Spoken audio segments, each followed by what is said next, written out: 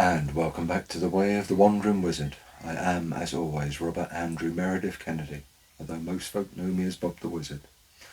And I am a pure and open channel for the finest vibrations of divine love and light, made manifest here, in service to Gaia and those who travel with her.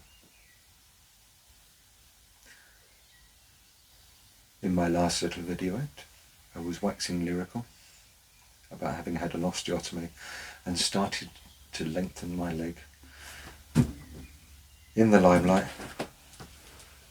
with, ably assisted by the wonderful Felicity, who will become named in this tale. Well, this is almost about 11 months, my 11-month anniversary before the accident, almost a year. I was expecting to be back on my feet and I was in a frame. It was a hot summer. Just was a hot summer. I'd still got my Pickline in, so it was the line running up through my chest.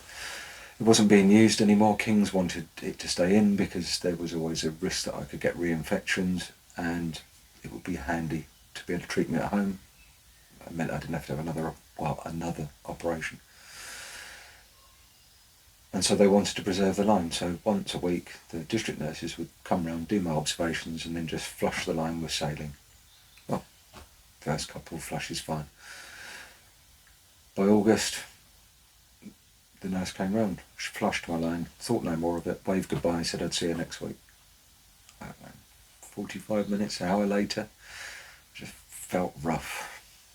Hot, fluey, sweaty. Just took myself off to bed, assumed that I'd picked up a flu bug. I had a rough day or two, I was pretty warm, but no real infection in my leg, no signs of any problems. I just assumed it was a summer bug, flu bug.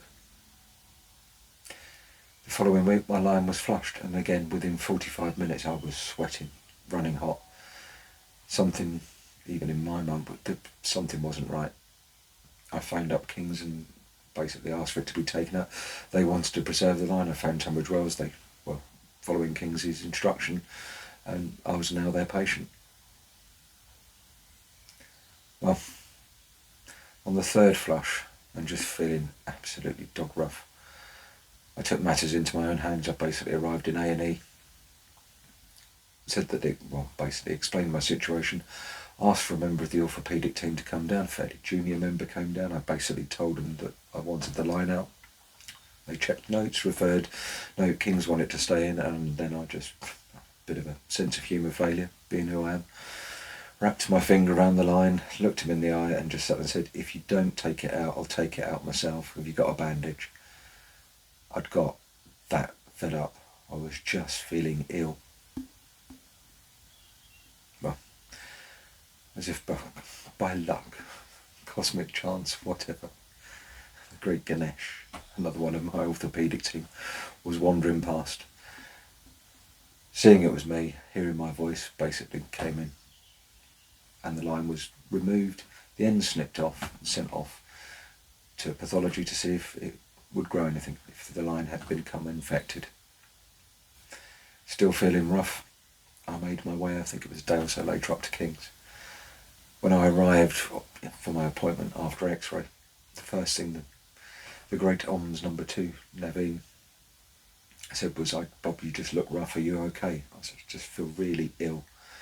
It's hot, it's humid, it's London, I'm not used to that many people breathing that amount of air, with very few parks, very little lungs, and I was struggling. I was seeing everything was progressing, they would see me in a couple of weeks. As I made my way back up the familiar route up Denmark Hill to the station and the pub, the traffic was heavy. Those of you that have been there, you can imagine any city life. And basically lorries backfiring and stuffed injectors, the usual crap. It was smoky, a lorry backfired. Great gout of smoke, I took it in, I practically ended up on my knees. First time in my life that, apart from underwater, that I'd really struggled to breathe. I limped my way back to the pub. Thankfully they knew me very well by then, I was in and out to King's every 2 weeks or so, if not more regularly in the start. Having this on my leg, they knew that I couldn't carry my dinner, so I straight to a table. They again remarked that I looked ill. The fact that I wasn't smoking was probably a good indicator. I got myself home. I phoned Dad on the phone. On the train on the way home, mentioned what had happened, and he has COPD. A horrendous incident in a plastics factory where he was working when I was a child. It caught fire, he breathed in a lot of the smoke. Eventually this does damage. Okay, lifetime of smoking, who knows? This is not about that. It's my survival strategy. Anyway, I made my way home and I felt just exhausted. It was. London often took it out of me. Carrying her around was quite hefty. And basically, I went to bed. I woke up the next morning and I thought I was having a heart attack. Stabbing pains going through my ribs, every breath. Absolutely flat panicked. I dialed 111, got through to the operator. They decided very quickly, using a series of complicated checks and balances and questions, and flow diagrammed me down that I wasn't having a heart attack, but I was having a problem, and that they would send a doctor round. Dr. Julie dispatched, listened to my chest, basically decided it was very crackly. I probably had an infection. Chest x-rays were booked. I made my way into hospital. And a day or so later, I was diagnosed with pleurisy. Horrible disease. Genuinely. Being hit by a car hurts, but this is every single breath. Just stabbing needles. Thankfully, I was on quite a lot of prescription pain relief as it happened. Although smoking cannabis, which was my preferred breakthrough pain, was less of an option with pleurisy. It was a rough time until everything kicked back in. The antibiotics worked their magic. I started to get my breath back. Life was lifting again. I went for another checkup at King's. Things were looking good. On with the show. I carried on with my prescription, carefully winding out a millimetre or half a millimetre as things were moved around, and it started to get a little bit more painful. Now, I'll be honest, I'd breezed the early bit. I'd been warned that growing bone, as JK would have it, is a painful process. It's not excruciating, it's well pain managed. So again, if anyone's in a frame or going into a frame, don't panic, it's managed. But it's uncomfortable, and it's always there. Well, the pain was starting to kick in. Basically, as I'd already mentioned, I was mightily impressed with the fact that my tendons had gone twang and made my short leg work, but in the process of stretching it out again, all of those tendons are regaining length. Everything gets tight. I was still manning, fighting my way through it. It was a bit of an awkward journey up to King's now. I went up on the train. I mean, generally most folk were very respectful and said, I've had some great conversations with amazing people. But for some reason that morning I just had the journey. I got onto the disabled carriage. At the time the frame was there was a pin really close to the back of my leg, so I couldn't bend my leg in. So it had to be up fairly straight. It was one of the few places where I had the leg room where I wasn't going to get it kicked. So, unless there was somebody who needed it moved, that's where I wanted to sit. I got in there and there was a gentleman from the City of London who had set up his home office and was expecting an important business meeting. Now, I was pretty fed up at the time. I was in pain and was probably a little bit irritable, so I looked and asked for the seat. I'll show you the look he shot me. Looked up and down as if to go, and I looked down. I'll be honest, I was just getting to a sense of what has been described as an epic sense of humour failure point. And thankfully, the guard turned up, put the gentleman entirely in his place, moved him off down the carriageway, sat me down and asked me if I was all right. Now, I turned up. It just seemed to be that journey. I said, big, obviously don't mind too much. I'm on YouTube. I don't mind people looking at me. I've I've never been that self-conscious. I haven't really demanded. It's just one of these things I'm told. I look weird. I talk weird. Probably am weird. Anyway, my egos aside, I was fairly, just get used to things. As I said before, what I didn't like was that people would scan you up and down, look at the frame, and then they would wince. And that used to bother me. Like people looking at me and wincing. As I said, there would always be questions. Children are massively inquisitive. But it does give people ownership to open conversation. But I was having one of those journeys. I'd been asked the same stupid questions that I felt that I was being asked. And I arrived in clinic, not quite my usual grumpy self. I was trying to cut back on smoking as much as I could, which probably wasn't helping. Anyway, arriving in clinic, I met an angel. Not quite literally. I was just sitting down in a world of my own. Somebody sat by the side of me, gave me a nudge, looked at the frame and went, "Does that hurt?" Yeah, a little. How do you take it off at night? You don't, otherwise your leg goes floppy. How are you sleeping? Oh, like a tot. Looked up, clearly irritated. Put his hand out, shook my hand, just relax. And probably rolled his trouser leg up like some kind of weird Masonic rite. And strangely he had the same patterns. The marks of the framer or the ex-framer, a series of dots and dimples where the pins go through, up and down his leg. He was having his last appointment, his final. He was free to go, successful. He'd been in his frame. It had worked his magic. And it was really good to have an old hand. He just laughed and said, "I'm sorry, we all get asked the same questions quite often." I couldn't resist. Have I done the same to others in the same thing? Yes, of course I have. But it opens a conversation. Part of the journey of the ex-framer is to support the journey of those in frames. So if you do end up watching this, or you know someone that's been in one, point them this way. Don't have a laugh anyway. Anyway, I am waxing lyrical. As I said, while he was sitting there, he gave me some very sage advice. He was like, "How do you see your frame?" And I did. This ball and chain, the thing that was holding me back. Wise man. And he just looked at me and said, "If you hold that in your mind, it's holding you back. What is your frame doing?" What? It's supporting you while you heal. Oh, yeah. Give it a name. The old, "This is my rifle, there are many like it. This is my frame, there are many like it. This one is called Felicity." My apologies, Miss Kendall, but I've always found you to have such a firm and supportive figure.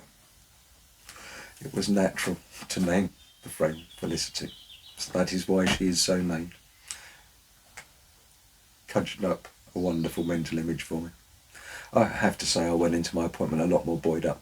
It was really sage advice, that, and learning to get a leg cover and how to find super extra sized trousers that would stretch over the frame. Not so much because I was hugely bothered by people looking. I could deal with it most of the time. I was just having a rough day. But because it was getting cold. It's heading towards November. So I should like to end this little journey into... Oh, I was talking about advice. The other advice he gave me was to not chase pain and to ask for stronger pain relief. I'd got to the most painful stage of the extension. Leg was being grown, and without putting too gory a detail on it, as the bone grows, your skin stays still, so the pins track up through. They leave long, raggedy, like tadpole scars, depending on how much your leg's being grown. That's sore. As I said, it's not excruciating, it's copable in comparison to most of what we go through. But it was sore. So I was prescribed tramadol, and that certainly seemed to help. So November rolls up. November the 5th. And for the first time, infections had healed up, my pleurisy was over, my prescription had gone well, I was managing the pain, the tracking process slowing as my legs started to approach length. And so I was given leave to go up to London, not for an operation, but for a big night out. Now, I've mentioned before the Felix Fund. And the Felix Fund charity supports bomb disposal, EOD operators, those in that trade who have suffered through their service in whatever capacity. It's a worthy cause, folks. I really is, and a cause dear to our hearts. So of course it was natural to support when it was Lambeth Palace was booked, a formal mess dinner and an evening of fireworks, followed by hopefully a catch up with a few of the old and the bold out on town or out in town, and a big night out. Now, clearly it's a formal mess function. It was going to be black tie or regimental dress. I had neither. There's no way that I was going to cut my suit down. So I gained permission to wear a kilt. Now I clearly think they must have had in mind the formal kilt, waistcoat and a nice jacket. My kilt, as described, or should have been described in my wedding, is the flake de Moor, the great kilt. I look like something out of Highlander. Anyway, getting into the kilt was a nightmare with a frame on your leg. Stabbed myself several times. Thankfully no shaving wounds, but just little bits of sticking plaster on the other leg. I managed to battle myself into the kilt, and off we went on the train to London. Now, with illustrious company like that, seriously, whatever it was, 2-inch short leg in a frame is nothing. Many of our greatest friends within the trade are missing hands, eyes, every limb, in wheelchairs, in various combinations of limbs, the usual in jokes. We were in good company. We had just a fantastic meal. It was great to catch up, see so many familiar faces, listen to the works of the charity, and then out to the gardens for an epic firework display that we weren't shooting, which was just, as I said, bear in mind that this was November, so I'd not been out since the September before. I was having a field day. After the fireworks, we headed out on town. I went round several favourite bars. A good night was had by all, and on our way back to the station, a good friend, my brother from another mother that I've grown up with, suggested we drop in to a little bar he happened to know just off the Strand, which is a gay bar, but also serves the best pint of Stella in London, allegedly. Well, we arrived, informal evening, kilted and wearing this. Drinks order, we were chatting to a few of the couples upstairs. I decided that I needed a wee, asked where the loo was, and was told that it was down the spiral staircase. Tricky negotiation. I'd not been out. I'd had a few beers. Certainly had a few of my prescription painkillers, so I wobbled my way down the stairs, trying to negotiate my way across the very small but very crowded dance floor in crutches, in a kilt, with this on my leg.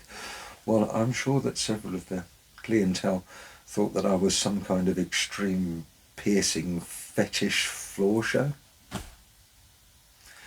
They must have had a premonition. Anyway, went off, had a wee. Once again negotiating my way through the very noisy, very busy dance floor. I arrived at the stairs. I got several up, whereupon my crutch slid out. And I quite literally went up the spiral staircase, face planting, as my kilt went over my head, frame on leg, facing backed on to the dance floor. Now, to say that there were a few wolf whistles was a bit of an understatement. I have to say I've genuinely never felt so self-conscious in my entire existence, ever. And then I was rescued. A pair of enormous hands. I'm not a little man. Well, obviously what they was in. Quite literally scooped me up, straight armed, plonked me on the ground, picked up my crutches and helped me up the stairs. Whereupon I turned round to see that my attacker was just the biggest drag queen I've ever seen in my life. So for that night, thank you, sweetheart. You absolutely saved my virtue and got us safely back to the train. So as I say, life in a frame wasn't all ups and downs and low points. It certainly had its moments. And as I left November after a joyous trip to London, I was looking forward to a Christmas with the family. And my final appointment was due at King's, where life took a little bit of a downturn. As always, thank you for listening to the wild and weird and floodlit wanderings of a wild old wizard and his dear friend Felicity the Frame. Must be some kind of aerial for my mind. Take care, go well, and blessed be.